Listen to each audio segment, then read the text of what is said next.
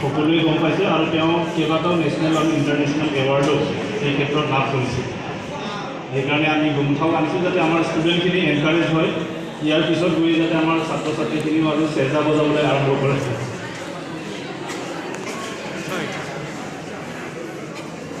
To be a part of the auspicious event.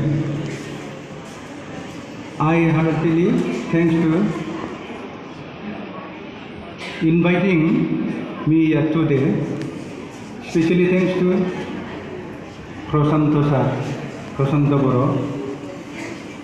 And now I would like to present some flavor of traditional music and modern music in front of you all. Hope you will like it. आं बांद्राय गोलाव बिबुंथिखौ होनो सानाखै आरो टाइमनिबो आंखाल, बेखायनो नांगौ खोथाखौल' आं फोरमायनो सानदों। गिबि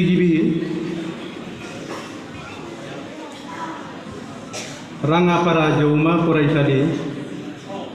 गोदान बर' फरायसाफोरखौ बरायनाय फोरबो 2021 बयनिसिमबो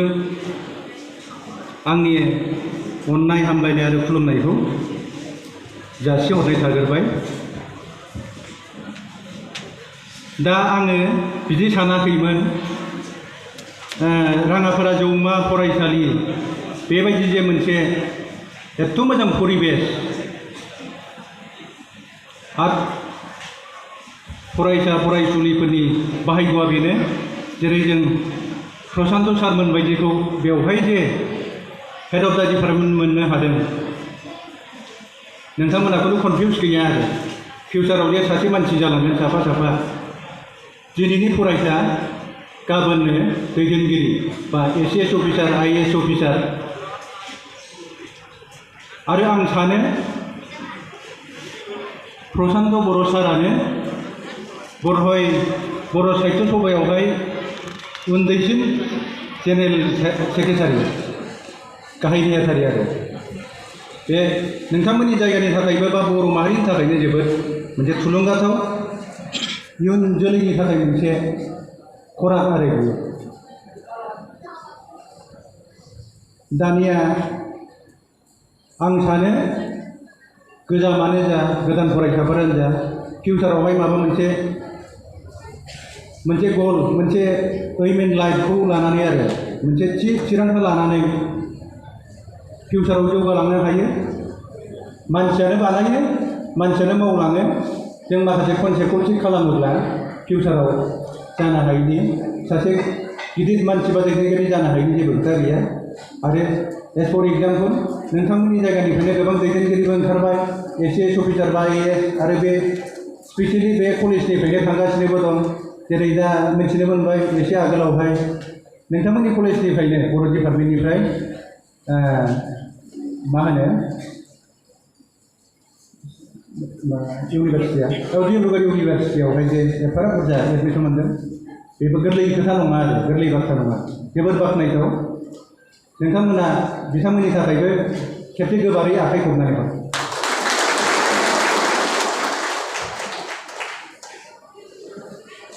दानिया आं नोंथांमोनहा जोबोद मोजां गोदै खोथा बा माखासे इथिक्स गोनां राव सारमोननिफ्राय खोनाबाय थाखायो। आङो बिनि सायाव बुजाबनो सानला, टाइमाबो आंखाल। बेखायनो माखासे सेरानि सोमोन्दैनो आं बुंनो सानबाय, बेखौ बरनायबाय थानाय हिसाबै। बेनो फोरमायनांगौआ, दा जों गोदो सेरजाखौ दामनायाव बिराद गोब्राब मोनोमोन। बे कर्डबो गैया, गिटारफोर बायदि माबोरै रोंनो, बेफोरबायदि मोनसे कुइसन फैयोमोन आरो बेथ' गोरलै खोथा नङा सेरजाखौ सोलोंनांगौआ। बेनिफ्राय दा मा जाहैबाय, जोङो बेखौ सिस्टेमेटिक खालामनानै नटेसनाव लाबोनानै दा मिउजिक कलेजावबो जों सोफैनो हानाय जाबाय। बेखौ क'क्राझार मिउजिक एन्ड फाइन आर्ट्सआव बेखौ एबारनो लास्ट 6 सेमनि थाखाय डिग्री आउट जाबाय आरो बिथांमोनहा बि मिउजिक जानानै थांबाय। दा दुलाराय बर' हारिमु आफादनि नारा-नाथा नाजानायाव आरो बेवहायनो माखासे जोंहा अनेक कन्ट्रभार्सियेल माखासे फक डेन्सनि माबायाव फैबावदों जेरै प्रशान्त सारमोनहा मिथिगौ दाखालि बारदै सिख्ला आरो बागुरुम्बानि सायावनो माखासे बिथांमोना जोबोद खस्थ' खालामनानै दाखालि माखासेखौ एसे साक्सेसबो खालामबाय दा जेन'बा जुरनै साइडना बुंदों बारदै सिख्लाया बे साइडनिफ्रायनो जोनोम जादोंमोन दा बेखायनो बिथांमोना गावसोरनिखौ लाजाजोबनो लुबैदों नंनाया नंगौ जों थख'खौनो माबा मोनसे गोदान सिस्टेम होनानै जों बेखौ रिफाइन खालामनो हाया आरो दा बेखायनो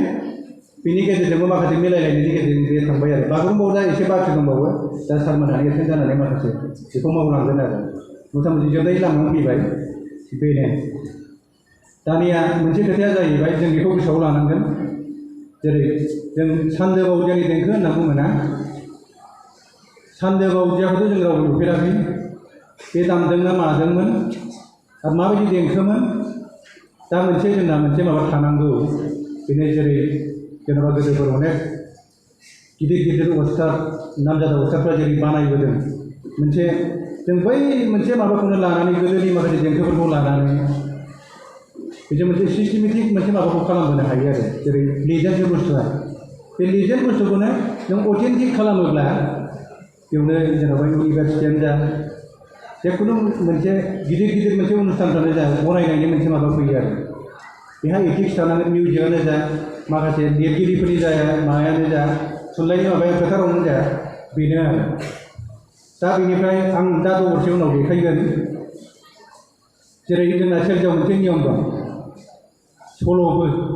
बे सल'बो जानानै थादों गोदोनि आबै आबौमोनहा जोंनो खिन्थायोमोन नैबे गेजेरनि आसिखौ सौनो मोनालै फिसौफोर बेखौ सौवोब्ला मा जायो मोसाया अरफैयो मानो मोसाया अरो बै समावथ' हाग्रा जोबमोनबो बादा थायै थायै बादारि खालामो बैसां खालाम सिखार खालामनो माखासे जेब्लानाखि बरिं जायो सेरजाखौ दामो आरो बेयावनो दामगोनबो बिसोर गिनांगौ जायो मोसा लख्रानि उपद्रब दा मोनसे जों बेखौ सिस्टेमेटिकलि माखासे जों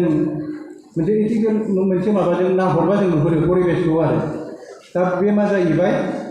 नैबेखौ सौनाय लगे लगे गुबुनारि देंखो फैयो सेरजायावहाय गुबुनारि देंखो दा बेखौ ओरैबायदि दोनखुमालांदों खिन्थु बिनि एन्सारखौ होलाङाखै बिसोर बेजों सौबाजे मा जायो जोंथ' थाब मोनथिनो लुबैयो थाब मा जामारोब्रा बेखौ सौब्ला खिन्थु जों दा बिजिरनानै मोनहैबाय बेखौ दामनाय लगे लगे गुबुनारि देंखो जेरै बाहेरायाव मोनफ्रोमबो बाहायजोबगोन खिन्थु जोंनाव बाहायजाया आरो नैबे आसि मोनसेया बर' फक बा ट्रेडिसनेलावहाय आरो बे खिन्थु बेजों सोरबा बाहायदोंबा बे भुल जाबाय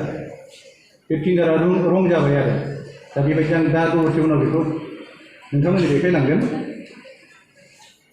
दा बेनो आं गोलाव खालामनो सानाखै आद्रि जायै माखासे मोजां खोथा सार बिथांमोनहानो आरो दा दसे उनाव प्रिन्सिपाल सार बिथाङा बुंलांगोन माखासे बबे लानांगौ बबे लानाङा नोंथांमोनहानो गासिबो बेखौ मिथिलांजोबगोन मोनसे सोलोंनाय बा जौगालांनांगौआव गावखौ दालांनांगौआव गावनि कनसेप्टखौ थिग लाखिग्रोनांगोन आरो नों मा जामारनो बेजों थांनांगौबा माब्रै थांनो माब्रै बोसोन लानांगौ बेखौ नों थिग खालामलांनांगोन आरो दा बेनो आंनिफ्राय बयनोबो आंनि जाफुंसारनायनि लामाखौ मोनसे आशीर्बाद हरनाय बायदि खालामबाय जाहाथे दा आं माखासे बुंलांबावगोन दामनायनि गेजेरजोंनो बेखिनियाव आं बुंनानै दोनथ'बाय आं दामनायखौ जागायनोसै टाइमखौ नस्थ' खालामला